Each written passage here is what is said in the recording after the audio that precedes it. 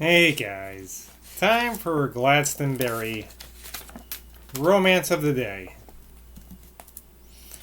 Nervous prostration, he said to himself. What a phrase that is. Well, I certainly have done something for old Gerd and his Saxon arch, and I'm damned if they're going to keep me from seeing the sport.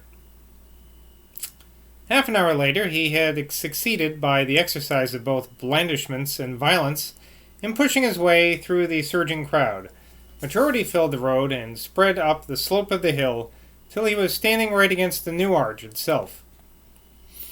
It was a fine piece of work, this Saxon arch. Now it rose uncovered to the watery sunshine of that January day, but little as John knew about architecture, he felt sure that the great architect had fooled Mr. Gerd, and that the massive stone edifice was a completely new and original work, no more Saxon than Cardiff Villa was Saxon. But it was a noble erection, and John had an inkling that in some very subtle way the architect had actually caught something of the spirit of Mr. Gerd's new religion. It was not easy to define to himself what he felt, but he did feel that if he, John Crow, had to express in solid stone what he had come to understand of the mayor's strange notions, it would have been almost exactly in this way that he would have done it. How queer that crowd of human heads looked, as it swayed and undulated beneath him. A line from Homer's description of the pallid ghosts flocking up from Erebus came into his mind.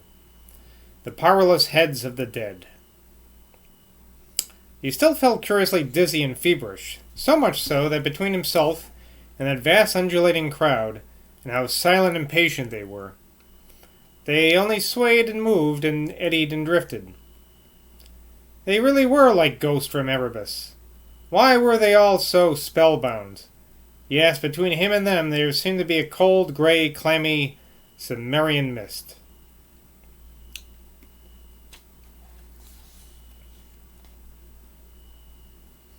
On the opposite side of the arch from where he was standing, and he was himself inside some sort of rope barrier. How had he crossed that barrier? He could remember nothing just now.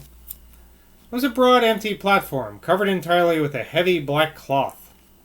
God, it looks like a place of execution, he thought. And then it came over him that it was towards this draped platform, though there was no one there, that the vast concourse of people were lifting their hushed, awestruck, hypnotized heads, the powerless heads of the dead. And John began to receive a most uncanny feeling. The feeling, namely, that Mr. Gerd really was standing on this platform now. Either his own brain was too dizzy to see him there, when everybody else saw him, or there was an actual invisible presence up there, which everybody in the crowd felt without seeing anything.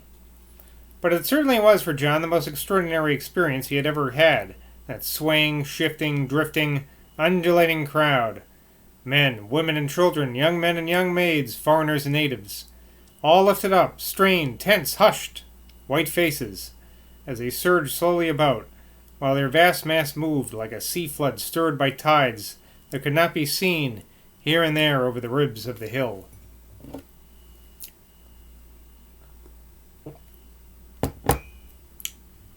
Feeling too dizzy to stand much longer upon his feet, and yet unwilling to sink down upon the grass, John began examining the great unhewn rock boulders out of which the architect had constructed this singular monument. Oh, I forgot, we're in John's head now. We're done with Philip, I see. Oh, wait, we were already in John. I was thinking that was Philip. Sorry. This has been John the whole time. John began examining the great unhewn rock boulders out of which the architect had constructed the singular monument. While he did this, he began to experience a feeling that he was really entirely alone on this hillside, and at any moment this illusion, the mirage of these faces, might melt away. He was aroused from the sensation by a sudden spasm of recognition. Where had he seen this particular type of stone before? The stone was inserted between 2 blocks of Portland stone. For among the architect's original effects in the Saxon arch was the use of several varieties of material. And as John now leaned his forehead against it, for it was on a level with his face, and he had come hatless from Northlode Street, He knew well where he had seen its like before. It resembled one of those strange foreign stones which Mr. Evans assured him came from South Wales, which he had seen at Stonehenge. The contact of his skull with the stone, and it is likely enough it would have happened with any stone of any similar texture, put new strength into him and cleared the mist from his brain. He now discovered that he was not by any means alone in this roped-off enclosure. There was in fact quite a large group of people assembled here, though in his dizziness and his preoccupation with the vast array of faces appraised from the slope below, he had felt as if he were the only person close to the arch. "It's like the ones at Stonehenge," he remarked to his nearest neighbor, who turned out to be the beautiful wife of Harry Stickles, the chemist. Nancy had indeed traded shamelessly on her usual good looks to get inside this privileged barrier, and it was only because of all the officials were local people that she had attained her desire. "Where is he now?" she responded to John's remark about the stone. "Where is who?" "He, Mr. Geard." "I don't know," said John. "To tell you the truth, Mrs. Stickles, I feel as if he were standing on the platform now. I seem to feel him there. But of course it's empty." He ran his fingers over the stone that interested him so much. "It's like the ones at Stonehenge," he repeated aloud. "There must be more sacred stones," said Nancy, "in Glastonbury than anywhere else in England. I heard people talking just now about a stone with funny marks on it that's been found quite lately on the hill." "So they've got it, have they?" he said. "It must be the one that this new antiquity was after. Not the King Edgar Chapel man, but this new fellow who's been about here. But Mr. Geard never told me about this stone." "That's just what they were saying about the other one with the marks on it," said Nancy. "They were saying he hides these stones where no one can find them."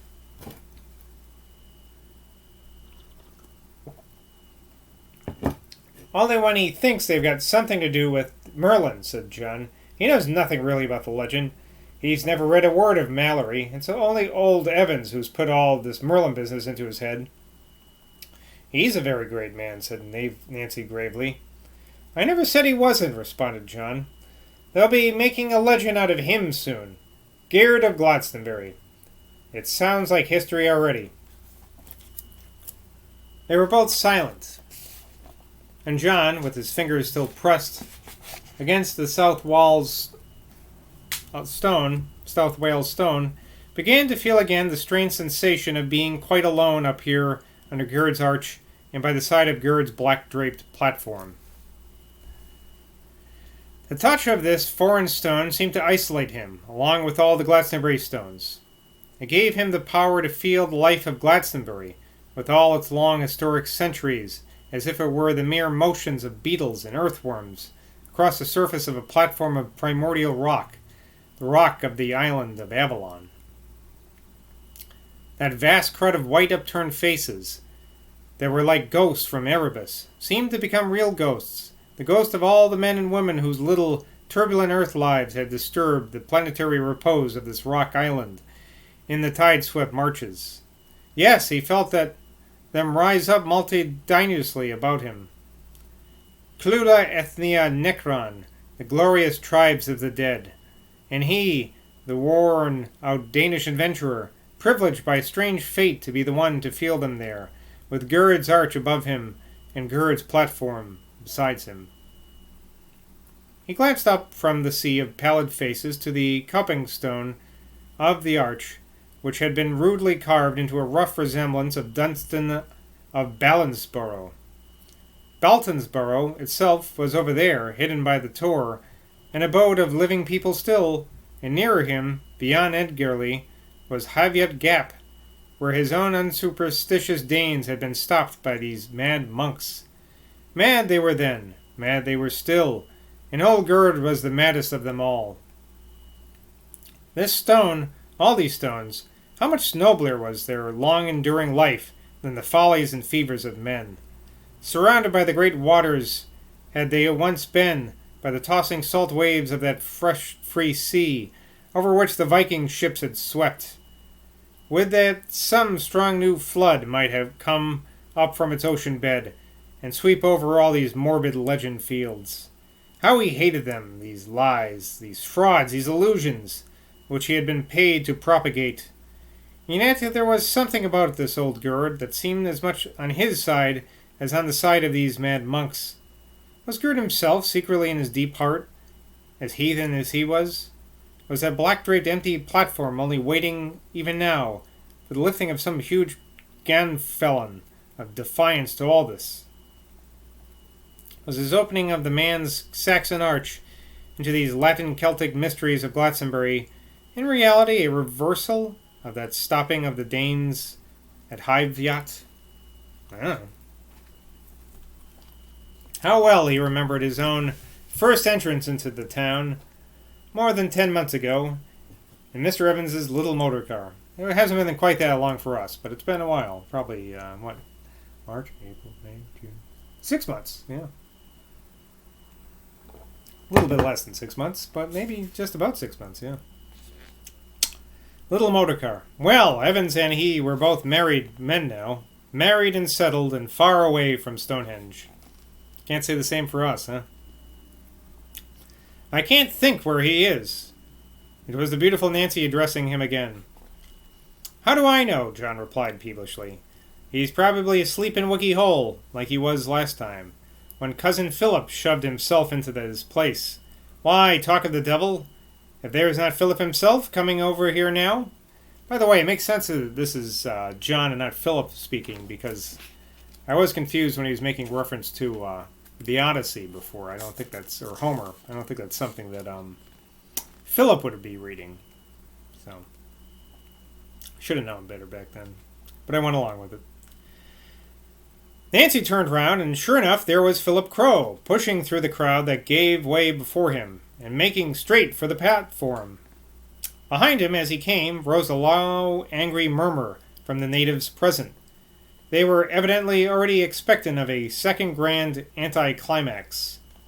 Philip skirted the platform steps, evidently surprised to see no sign of Gerd, and passing, a thing no one else had dared to do, right under the arch, came up to Nancy and John. John held out his hand. They had not met many times since that day at Northwold Rectory. Come to address us in place of the mayor, said John, his cheek twitching with the family twitch, and his eyelids blinking under the grip that Philip gave his fingers. Perhaps it will fall on me, responded Philip with an air of contemptuous nonchalance. I'm ready for the job, if Lord P and our good vicar are dodging it. Has the mayor got no one to introduce him? How oddly all these things are arranged. Do you know Mrs. Nancy Stickles, Philip? Philip took off his hat and bowed.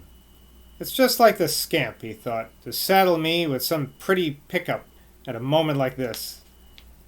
But before Nancy could do more than return an embarrassed smile to his exaggerated deference, none other than Mr. Gerd himself appeared quietly among them, as if materializing out of the air.